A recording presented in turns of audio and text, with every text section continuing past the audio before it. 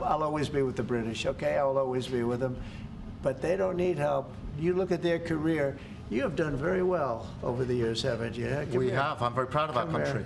And we've also always been there backing each other up between our two countries. That is why this is the greatest alliance for prosperity and security I think the world has ever seen. Could you take on Russia by yourselves? Well...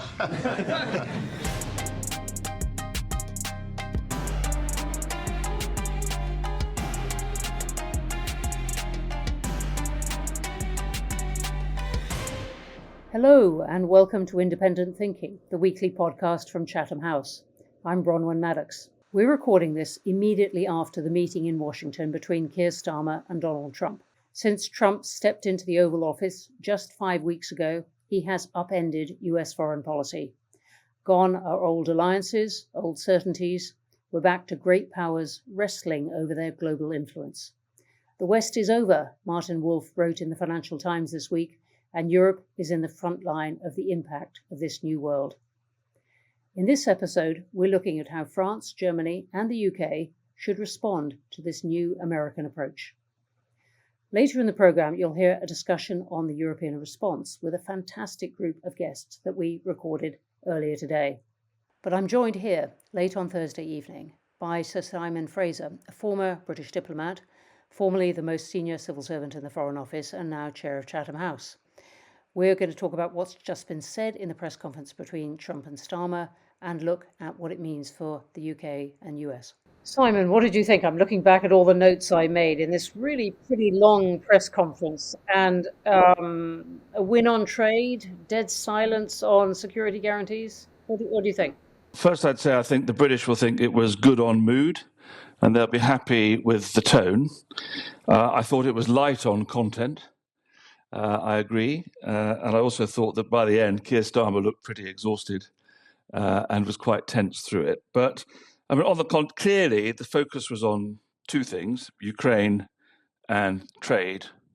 And on both of those things, there was sort of some progress, clear commitment on both sides to actually try and do a deal to get a ceasefire and a lasting peace in Ukraine. But as you say, ambiguity on the security arrangements that would underpin that, with Starmer keeping on coming back to that.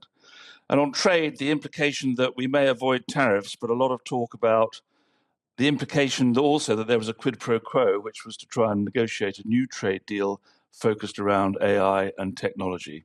So there were some interesting nuggets in there. I think you're being a bit kind with ambiguity. There was complete silence on security guarantees, wasn't there? Security guarantees per se, yes. But if you think about what Donald Trump said in the first press conference discussion before the talks, he did say several times, we come to the support of the United Kingdom.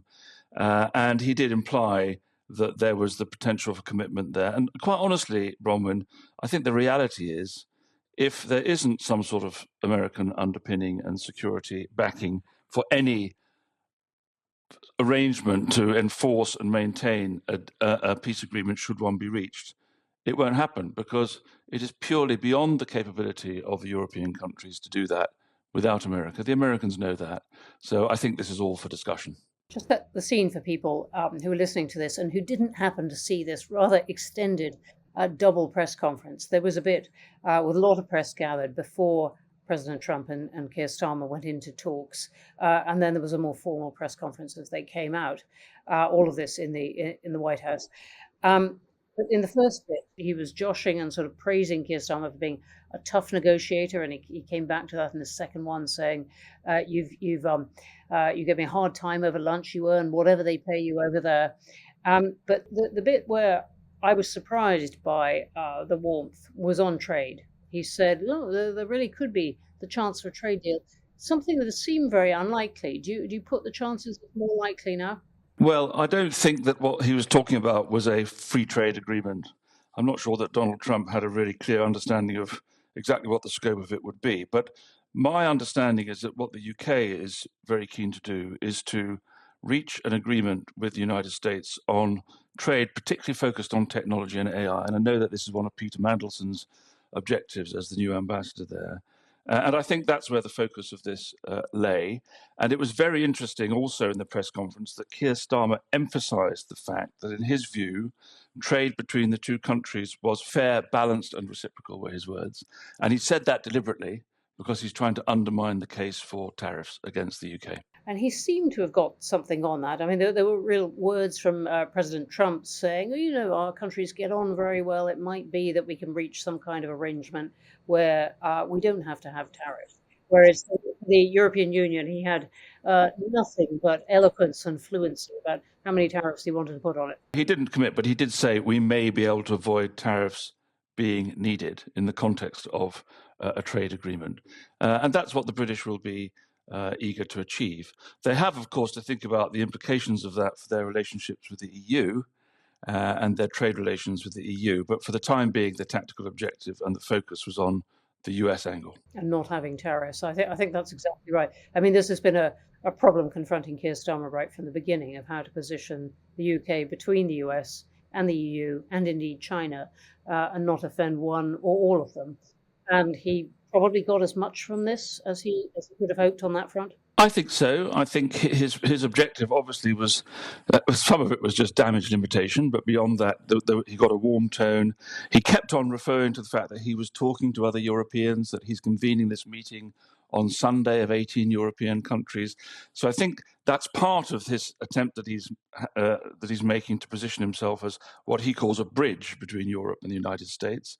I don't myself think that's quite the right analogy, but I think he's trying to demonstrate that he can both have a constructive relationship in Washington and use that to influence the position in Europe. Because the other thing, of course, that he kept on continually repeating was Europeans have to step up, we have to play our part, and he said Britain is all in on this in Ukraine.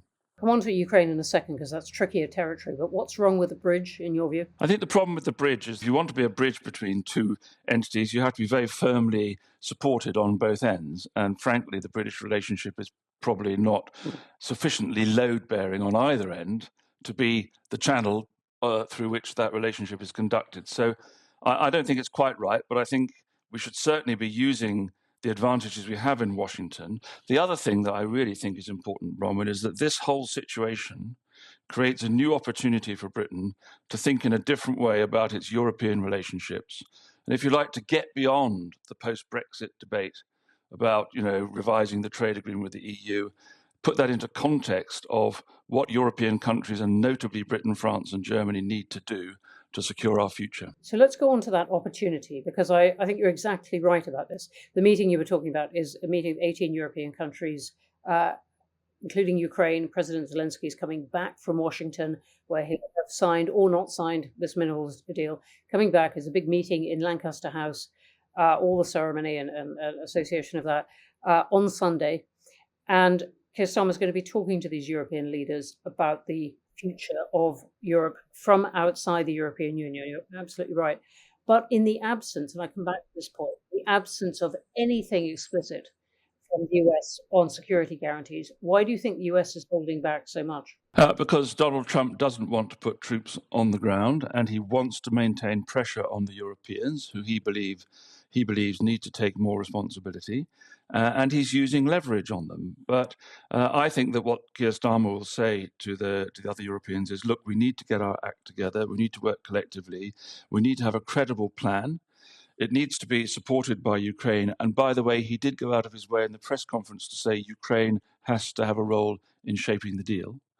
And then if the Europeans are united, they will go back to the Americans with a stronger case for making the case for what he calls the US backstop. So I think it's quite a long process that we're going to be going through. We're in the early stages of it.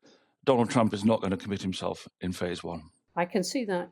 There were some interesting nuggets in there. He did say twice that he wants peace, not just for economic reasons, not to pay billions of dollars, but also for humane reasons. And then there was an odd lyrical passage in this funny trailing ball that he's got, where he said, look, Ukraine's kind of landing so flat, a bullet doesn't stop till it hits someone. I don't want all these young, vibrant people killing. Well, I've never been one for spending a lot of time on Trump's psychology, because I'm not sure how far it gets you. Did you get the sense in this conversation that was a big part of his motive? He just wants to stop this killing? I didn't particularly get that sense. I mean, I noted the passage that you referred to, and it was a slightly odd one. And then he also talked for a very long time about, beautiful young people on both sides being killed. So obviously that's important, and that is his political position, that he wants to end the war. And of course, he says Biden did nothing to end it, and indeed the Europeans have done nothing to end it. I think he may well believe that, but he also wants a win on this. He sees advantages in being the one who delivers it. He wants a different relationship with Russia. He wants, as we've seen, the material benefits that he thinks he can derive from the minerals agreement that he's signing tomorrow with Zelensky. So there's a whole range of motives, I think. I'm not sure that I fully understand them all. Keir Starmer, as before, went out of his way to praise Donald Trump for creating the opportunity for peace, which is good diplomatic positioning. And we have to work with that and make the best of it. The first thing Keir Starmer did, just about the first thing, was to produce with a great flourish from his inside jacket pocket this letter from the King, inviting Donald Trump to a second unprecedented state visit. He was in this difficult position, Keir Starmer, of having to make many requests and yet seem to be offering rather than asking. Did you feel that one played a significant part? I think it landed pretty well. I wasn't surprised by it. And I think it's the sort of thing that probably Donald Trump will appreciate. I don't think it had a huge impact. And in a way, it was slightly discounted because people expected it to happen. But if you combine that with the move that was made on defense spending this week and the previous commitment to put troops on the ground in Ukraine, you see that the British government was positioning itself in a way to make sure that it got the best possible context for this visit. And I think that worked pretty well. Is it in a subtle way monetizing the royal family? It was so obvious, a trading, a bringing, tugging gifts across the Atlantic, if you like. Well, I know what you mean, and it's not perhaps something that we think is the best currency of diplomatic relations. But look, if it's something that matters, and if the royal family, if the king is prepared to do it, then why not? I thought there was a very interesting question in the press conference, which was ducked, about Donald Trump's attitude to Canada and his desire to remove one of the realms from the king's. From the king's realms, but that didn't get answered. And in fact, Donald Trump jumped in and tried to stop Keir Starmer talking about it. Absolutely, he got squashed completely. Let me just ask you finally. You worked with Peter Mandelson. He's the new UK ambassador to the US. What do you think he does from here? Well, first of all, I think he'll be pleased with the way this has gone, and I'm sure there was an awful lot of preparatory work that went into it. As I've said, I'm pretty sure that this idea about a new trade negotiation focused on AI and tech is largely his idea. It's something that he wants to do. I think his two objectives are basically to keep the defense and security relationship intact and to develop a modern economic relationship. So I think that's where his focus will be. And I think this visit will have helped him a lot in the early days of his ambassadorship, to meet a lot of people, to be on the circuit, and it will create momentum for him. So the art as ambassador is to build on that momentum. Oh, and just finally, though, if you'll forgive me, the Chagos Islands, we didn't really hear anything about them in this. Do we assume that that's settled, that Keir Starmer has got the US's backing for this deal done with Mauritius? It was really interesting to me because in the conversation before the formal talks, Donald Trump said words to the effect that I'm inclined to go along with this. I think we will agree with it. But it didn't come up at all in the press conference after the talks, and actually none of the media, I think, asked a question about it. My assumption is that the signal is that it's likely to go through, but I did notice that that was not confirmed formally after the talks. So did I. It's one of those things that whenever the government wants to announce something else, Chagos Islands pops up again. So until it's settled, it's not settled. Right. We'll have to see. Simon, thank you very, very much for your time this evening. We've just been hearing about the US and UK, but that really doesn't answer all the big questions facing Europe. European countries thought that they, together with the US, were the core of the West, and now they're scrambling to work out their response. Earlier today, we were talking about just that, particularly about how France and Germany are positioning themselves. I was joined in the studio by Sebastien Maillard, a special advisor to the Jacques Delors Institute, and by Marion Messmer, who's a senior research fellow at Chatham House, specializing in European security and defense. Also joining us online was Gerard Baker, a columnist and former editor-in-chief of the Wall Street Journal, and he's been writing a lot on this, on what to expect of Trump and how to respond. Jerry, can you give us your thoughts on the shift in US foreign policy? Is the West over, as Martin Wolf was arguing? Well, look, Bronwen, it is obviously, certainly if we take it at face value in terms of the things that Trump has said and done in his first month now in office, it certainly is the most dramatic shift in American posture towards the rest of the world, particularly towards Europe, that we've seen in many years, but arguably many generations. Well, we had this spectacle, forgive me, on Tuesday, of the UN votes where the US aligned itself with Russia, Belarus and North Korea over a statement condemning Russian aggression. So it was voting against Europe on a matter of European security twice for the first time since 1945. Right. Now, I mean, of course, we've seen big splits between the United States and Europe before, most perhaps dramatically, you and I both remember well, in the run-up to the Iraq War in 2003, although Europe itself was then split, obviously, with some countries backing the US. And we've seen tensions between the US and Europe in the 1980s when Ronald Reagan was president over his plans for nuclear weapons. That much is not new.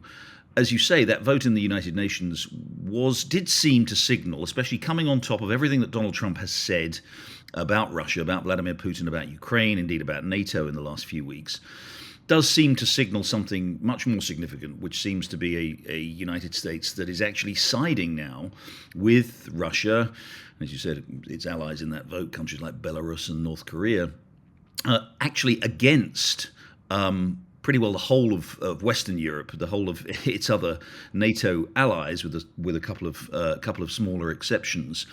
The question always with Trump is we always have to try to understand. We have to sort of try to understand distinguish the signal from the noise, as it were. Trump says a lot of things.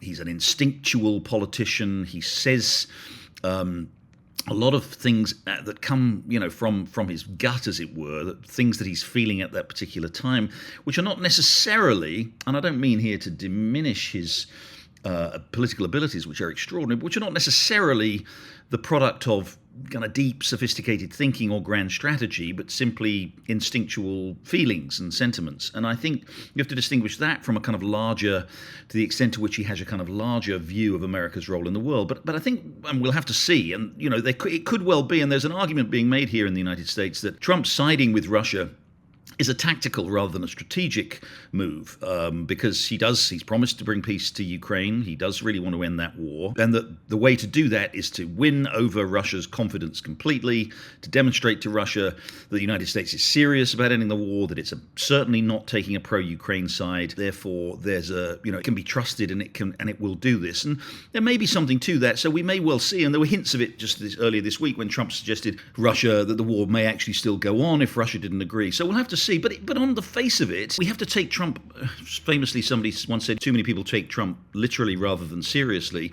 I think we do have to take Trump both literally and seriously, and he has demonstrated consistently throughout, not just through the last year's campaign or the first few weeks of this administration, but in his first administration too, a deep skepticism about the alliance, about the transatlantic alliance, about the value of European allies. He thinks not only do they not pull their weight in defense terms, he thinks that they cheat economically. The European Union runs a large trade surplus with the United States, and Trump sort of instinctively puts that down to cheating, however economically nonsensical that may be. He does. He has no real allegiance at all to the transatlantic alliance. And on top of that, I think he genuinely does see the world in a very different way from American presidents have seen the world, back to a kind of a great power approach to the world, in which we no longer think about a liberal world order or any kind of a world order. We think about countries having national interests, narrow national interests, pursuing those national interests. And he just is not convinced that Europe in any way, and the alliance with Europe, contributes significantly to America's national interests. In fact, he said more than that on Europe, and it's quite hard to keep up with all the things he said on these particular subjects, but he said something like, I think I'm pretty much quoting, Europe was created, the European Union was created to screw us over, and it's done a very good job of it, which is going a long way from principles of the US seeing its interest as very, very close to European. Yeah, look, again, it is interesting because there have been echoes of this debate long back, way back in the early days of the Cold War, but also the early days of the European Union. There's always been a tension in the United States, even among Atlanticists, people who see the European Union actually as something of a threat to NATO, because they've always thought that the European Union was developing its own independent defence pillar. It's never happened, of course. It's been an aspiration of many European countries for a long time. It's never actually happened. But there's always been the fear among those who are very strongly pro-European, or at least pro-Atlanticist, that the European Union would, over time, sort of drift away from the United States by creating its own political and strategic identity.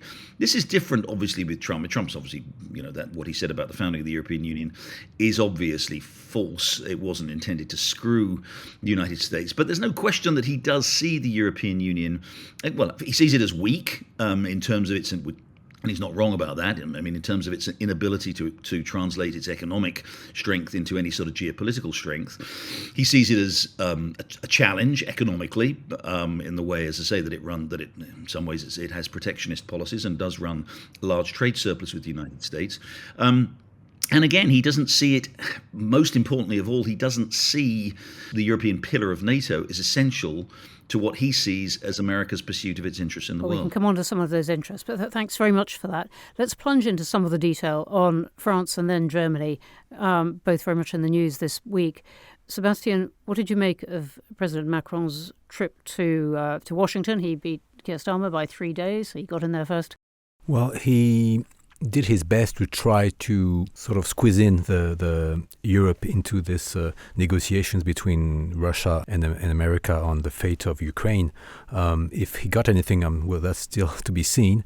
But I think in Macron's mind, I don't know if he believes the West is over, but he's getting ready for it. And as far as if you read the first Sorbonne speech, when he talks about strategic autonomy and European sovereignty, and even in his second Sorbonne speech, where he speaks as U.S. having different values from Europe and having tried to build a Europe that it stands for itself, I think that's really part of his on his agenda. So if he can then team up with Germany on this, I think they would do this. But it's true he didn't get any security guarantee from the U.S. on Ukraine, which was, I think, was the first very purpose of this risky trip. But he still stands now doing this as the voice of the EU, and I think it's the only acceptable voice on behalf of the EU that Trump can recognize, because he hasn't spoken with von der Leyen yet.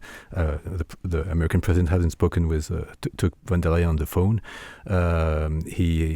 Marco Rubio did not meet the High Representative. So it's true there's a sort of despise from the Trump administration regarding the EU and wanting to really treat only directly with member states and basically the big member states. And that suited him as well in the past, hasn't it? I mean, he convened a meeting. He's always liked doing this sort of diplomacy on his own, Macron going out ahead of Europe. Do you think he sees that as helpful to Europe, or is he really forging a kind of an alliance of the stronger countries within the European Union? When it comes to defense, when it comes to things that go beyond the EU's legal competence, I think he's not stopped by any format. And the mini summit he did last week with Keir Starmer, with the Netherlands, Poland, Italy, Spain, was some sort of perhaps what could be a European pillar of NATO. But the EU is necessary for when it comes to industrial military base, but not to make military operations. And I think he doesn't think just in terms of EU for this regard, but really with the key actors and the key players on the continent, including the UK. Marion, you're in our security programme and you've got a lot of background in nuclear things. What can France offer Trump, or offer Europe, if you like, but tell Trump that Europe has in the way of security, boots on the ground, even nuclear? France can offer quite a lot, especially because it's the largest nuclear power in NATO after the United States. Just to make the point extra clear, bigger than the UK. Yes, bigger than the UK, absolutely. And more independent. Also, arguably, yes, more independent. But what is very interesting is that so far this independence has come essentially as France not integrating its nuclear weapons into NATO. And one of the offers that Macron has made in recent weeks, but that has come up throughout the Russian invasion of Ukraine, is a European deterrent for NATO, which would include UK's nuclear weapons, which are already part of NATO's deterrence guarantee, but also French nuclear weapons, which would be a big shift for France. And this could be a credible offer. A lot of the details would need to be worked out. But I think the big question is how Putin would perceive that, because one of the big challenges that European NATO members have had so far is that Putin sees the US as Europe's security guarantee and is incredibly skeptical about what European states can do on their own. So my worry in all of this is no matter what the French and UK offer looks like in reality, will it be convincing to Putin? Because so much of nuclear deterrence is about perception, and the perception that Putin has of Europe at the moment is quite a weak one. Jerry, how is this kind of talk going down in the US of Europe beginning to try to get its act together on some kind of coordinated European defence and even talking about coordinated nuclear defence and so on? Is it exactly what the Trump administration wants, or is it a case of be careful what you wish for? Suddenly Europe running away with all these plans? No, I think in a way it's almost universally accepted as a positive. Look, again, this is a very old chestnut in transatlantic relations. Every single president this is decades old. It's gone on and on and on. And I remember US military generals say, we've won 5 wars for you. I forget which 3 of them were, but... Yeah, exactly. And that's a widespread view across the political spectrum in America, to varying levels of emphasis, that Europe hasn't done enough to bolster its own defences and has been a weak pillar of the alliance, and the US has taken on most of the burdens. And of course, it's all true. So there's no question that the evidence that the Europeans, if this is what we're seeing, are seriously coming together now and talking about significantly beefing up their military capabilities, spending more, getting up to higher levels of their GDP spent on defence. There might be some eyebrows raised if this starts to bleed into changes to the kind of nuclear posture. It was very interesting to hear what the chancellor, the likely next chancellor of Germany, Friedrich Merz, saying after his election victory on Sunday, talking about Germany now looking perhaps to seeking Franco-British nuclear umbrella rather than the American one that they've lived under. We've heard talk from the Poles about the possibility of developing or at least acquiring some kind of nuclear deterrent capability outside what's traditionally been assumed to be the American one. I think there would be some concerns about that.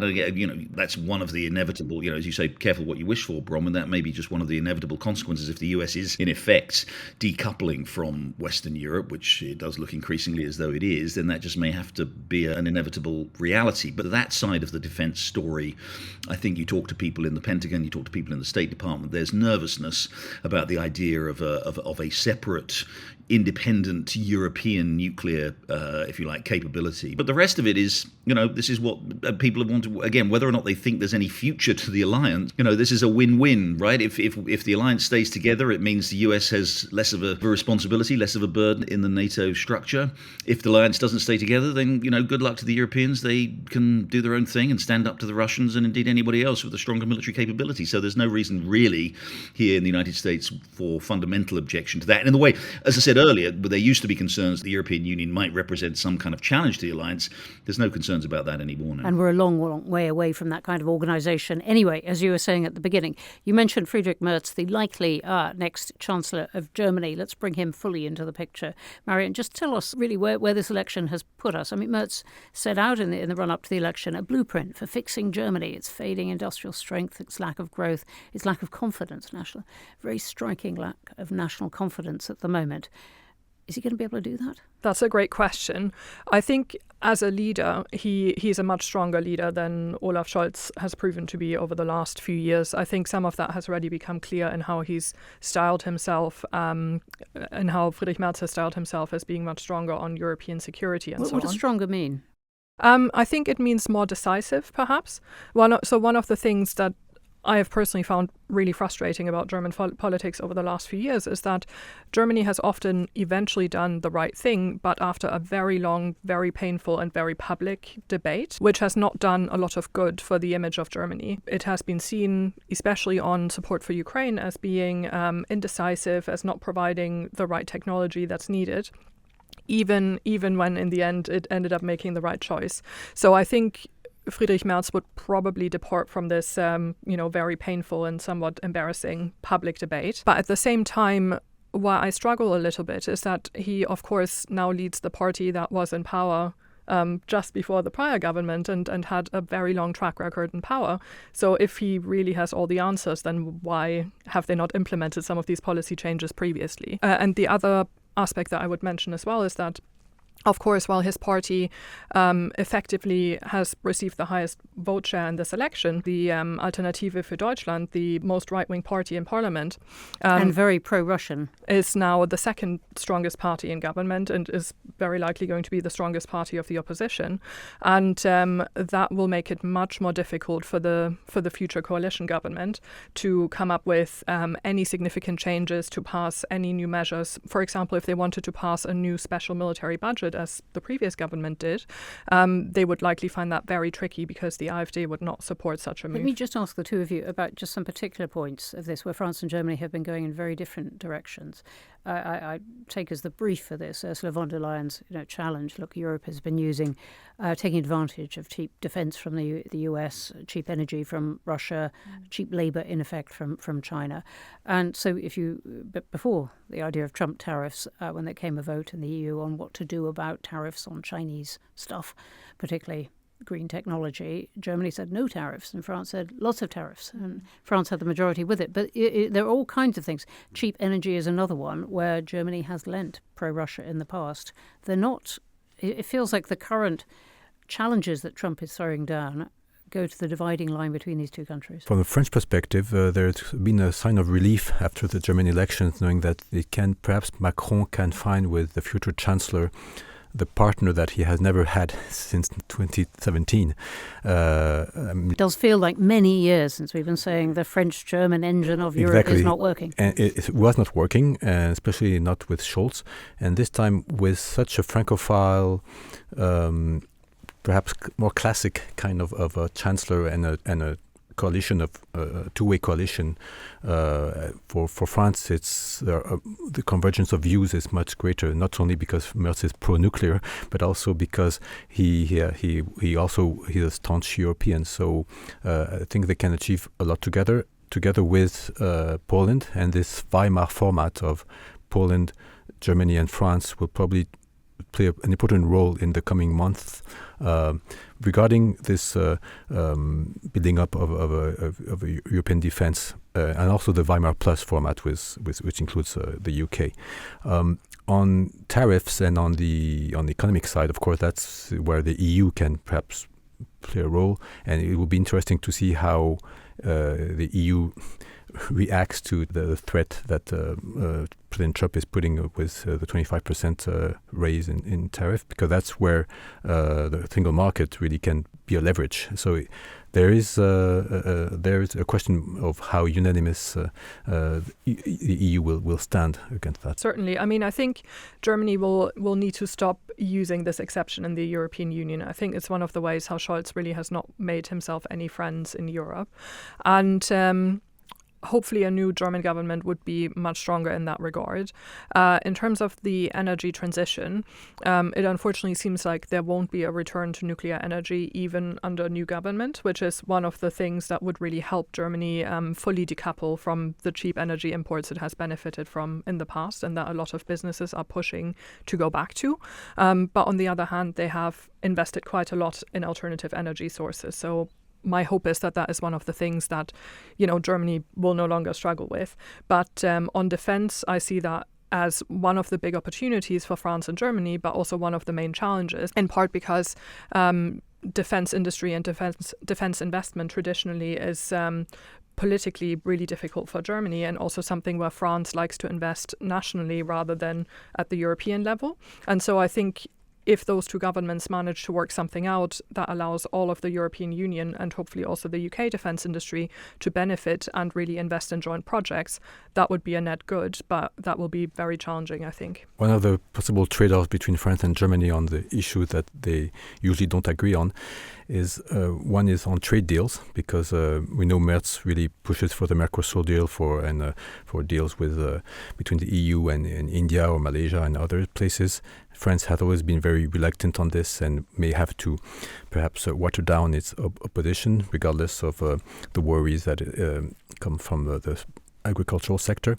But if Germany on the really agrees, and we will see how the coalition talks go on that, to do some joint spending on defense, which is an idea very dear to France, and that until now Scholz had resisted, but Merz has slightly opened the door for this. This may really make some difference. Jerry, may I come to you as we begin to just back away and look at the big picture? You're at the Wall Street Journal, which has taken for years a conservative and pro-free trade stance on many of these questions, certainly on trade, and wrote editorial fiercely criticising the Trump tariffs, calling it most dumb-headed trade war in history, I think, if I'm quoting correctly. What are now some weeks on from the first proposals of Trump? What does it look like to you in terms of what it is going to do to Europe and the US? Trump does clearly believe in tariffs. He has done for a very, very long period of time, literally well before he was in politics, in fact. He used to rail against trade deficit the US had with Japan back in the 1980s and 90s. So this is something that he believes is a vital tool of international economic policy. He sees deficits, as I said earlier, as kind of evidence of an unfair global system in which the United States is getting screwed by countries that run surpluses with it. And he also believes in bringing manufacturing back to the United States. By the way, manufacturing has been coming back to the United States in the last 10 years anyway, but he wants to accelerate that process. So, again, cutting through the rhetoric, cutting through the negotiating positions and the transactional nature of Donald Trump. We've already seen, this literally in his first days in office. He threatened to impose those tariffs on Canada and Mexico, then backed off. Pending negotiations, they're sort of back on. I don't think there's any question there will be tariffs, as there was in his first term, and there'll be more tariffs than there were in his first term. He's, across the board tariffs on Europe and across the board tariffs on Canada, Mexico, probably China, certainly China too. I think the question to some extent is there's still a lot of skepticism in his party about tariffs. You mentioned the Wall Street Journal, which is a conservative editorial page, expressing strong kind of conservative-based doubts about it. And I think in the end, the economic reality will really be critical here. The US economy is in reasonably good shape, but inflation remains elevated. People are not. The Federal Reserve is keeping interest rates relatively high. Inflation has not come down as hoped. The economy is slowing. We've seen a pretty significant shakeout in financial markets just in the last week or two as people adjust expectations.